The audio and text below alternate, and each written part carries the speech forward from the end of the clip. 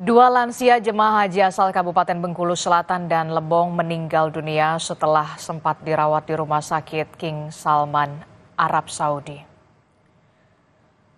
Jemaah haji yang meninggal dunia yakni Saidun Basirun berusia 76 tahun asal Kabupaten Bengkulu Selatan dan Syahrul Hadi 69 tahun asal Kabupaten Lebong.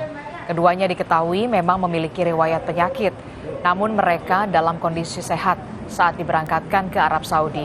Almarhum akan disolatkan di Masjid Nabawi dan dimakamkan di permakaman Baki, Kota Madinah. Ya. Udah diambil, Nek, selimut. Ya, selimut. Ya. Jaket ada, Pak. Hari pertama dirawat di ruang perawatan biasa dan 3 hari selanjutnya beliau karena semakin menurun dirawat di ICU. Sertifikat kematiannya septic shock dikarenakan oleh Sheffer septic dan disebabkan oleh urinary tract infection, yaitu penurunan tekanan darah akibat infeksi bakteri dan kuman yang menyebar ke seluruh tubuh.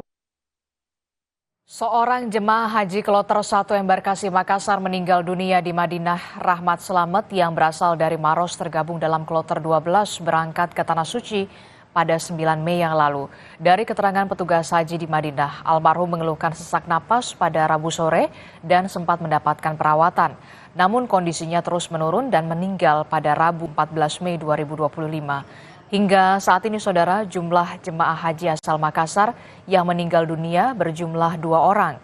Jenazah keduanya dimakamkan di Madinah.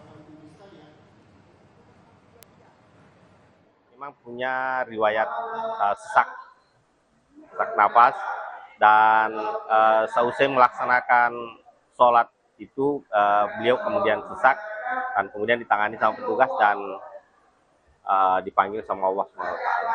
Dengan adanya kabar meninggalnya Bapak Rahmat Slamet ini, maka total jemaah asal embarkasi Makassar yang wafat di Tanah Suci itu ada 2 orang.